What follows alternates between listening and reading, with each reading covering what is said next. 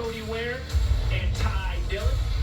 Back in row 18, we have Phoenix, Arizona native and J.J. Yaley. He'll be starting next to Casey Mears. And then back in row 19, another Arizona driver, Michael McDowell.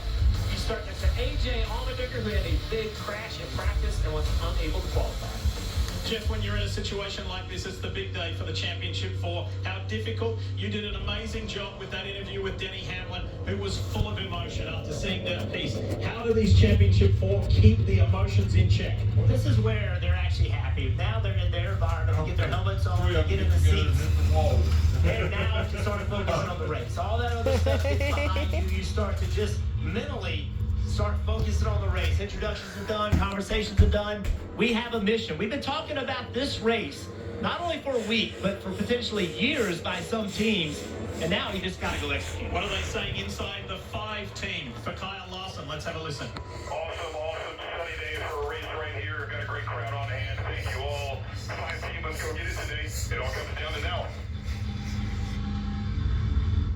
Pretty good year. We can make it a great year here at the end of the field. So every championship, no matter what the sport is, there's always perseverance.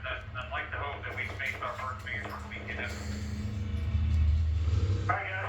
The last chance here before we get busy. So appreciate all the info, y'all. Let's take advantage of this chance here. 3 of the 4 at the respective pep talks between crew chief and driver. And there's Rudy Fugle, who you just heard from. Ready to go, fresh from a win. What a boost that was a week ago at Martinsville. To get the 24 confirmed into this Championship 4. That's 3 of the 4. Let's go to the pole sitter, Denny Hamlin. Here's the 11 team. All right, guys. Just like we talked about in the trailer execution today. Proud of all you guys to this point. We got one more in front of us. Execute on the track, execute in here. Let's go get it. Incredible first year for that man there, Chris Gale, with Denny Hamlin. They've done everything Ready to get to this point, to put themselves in chance, with a chance of that elusive title. I'm ready. Toyota pace car leaves the track quite early. It's a bit of a lonely moment. More time to think about what's at stake in this season finale. Is it finally going to be Denny's day? Or will there be somebody else grab this NASCAR Cup Series title? Let's go race in there. Phoenix wins the championship. Oh yeah.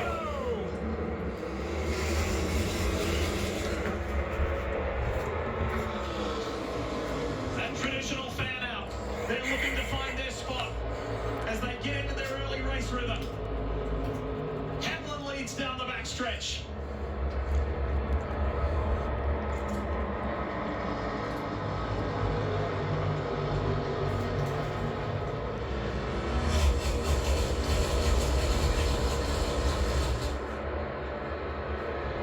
As they complete lap 1 into lap 2, finally, with everything that's gone on all weekend, all day, now it is back to the comfort zone. Business as usual. That's what these drivers do.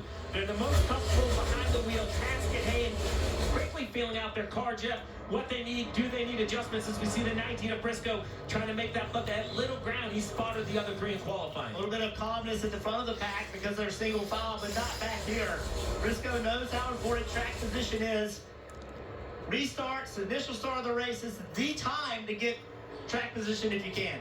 It was worrying times during practice for that 19 team, the Bass Pro Shops Toyota of Joe Gibbs Racing. Qualifying yesterday, they weren't quite sure what they were going to have. And Chase Briscoe said, I was actually quite surprised to be 12th. I thought it might not be that good. So he knows what's at hand here and how he has to work his way forward fairly swiftly. Now that he's gotten by, made the pass, now he's able to really start thinking about his race car. You see him kneeling to the bottom of the racetrack. He has very good cars in front of him. This is not going to be easy to get to the front of the pack, but now he can put the car in the lane he wants to put it in and learn what his car does well and what it doesn't do well. Asymmetric racetrack, turns 3 and 4, where you are right now. More banking, Jeff, a little bit tighter radius. Now you head to the start-finish line. This is the dock lick that was talked about multiple times in pre-race. Now we're down, heading down to 1 and 2. Flat, but wide and sweeping. Options for the drivers. And one thing I noticed, Steve, is not a lot of drivers are running down there on the flat. A lot of races we come here and they run all the way up against the wall at the bottom of the racetrack. But early in this race, I believe, in an effort to preserve a little bit of tire, some tire issues in practice, sidewalls failing, they're staying above that yellow line. Nobody is really going on the flat. Ideal start for Denny Hamlin in the 11. The Progressive Toyota for JGR. Did what he needed to do in qualifying, and so far so good. He's got just over half a second, growing closer to a second over William Byron. Good start off from Cindric, then Kyle Larson. First stage here, remember there are 3 stages. Points are awarded to the rest of the field, but not the championship 4. It's all about the final lap of the race. But those 60 laps in stage 1 can be run on a tank of gas. So no pit stop required under green. But these tires, these Goodyear tires brought this weekend, have good grip, but the grip goes away very quickly. It's going to be up to the drivers, Marty, to manage that grip and take care of those tires. Steve Denny Hamlin made his way into the championship point by winning the race at Las Vegas earlier in the round of 8. So that gave him a couple of extra weeks to get ready for Phoenix. And Jeff, when we met with him Thursday, he was very open about completely changing his style here at Phoenix. Learned some from his teammates, learned some from other drivers as well. But Jeff, when you're in a position like this, one race to decide a championship, how risky is it to change your style that you've done for years at a racetrack like Phoenix? Well, Marty, I think it shows the maturity of Denny Hamlin. At 44 years old, many drivers get stuck in their ways. I do it like this. I won 60 races. Why do I need to change? But he felt like he couldn't win this race doing the way he was doing it. He spent a ton of time studying, understanding what other drivers were doing, and then he went in the simulator and just drove the car like that, taught himself how to drive the car, and then Steve, he had also the wisdom to say, okay, our setup's not going to work. If I'm going to drive the car this differently, we're going to have a different setup. And then his team got brought in to build the setup to his new driving style. And in any sport, Diff, when you have an athlete who has just remarkable gifted abilities, and then they match those abilities with a very cerebral approach, it becomes like the dynamic duo, right? It is nearly impossible to beat, and that's what I really give this Denny Hamlin resurgence at 44 years old with all of these wins, is he's finding a new way to tackle these racetracks. There are a lot of people that are close to Hamlin who say that they are seeing a different Denny Hamlin.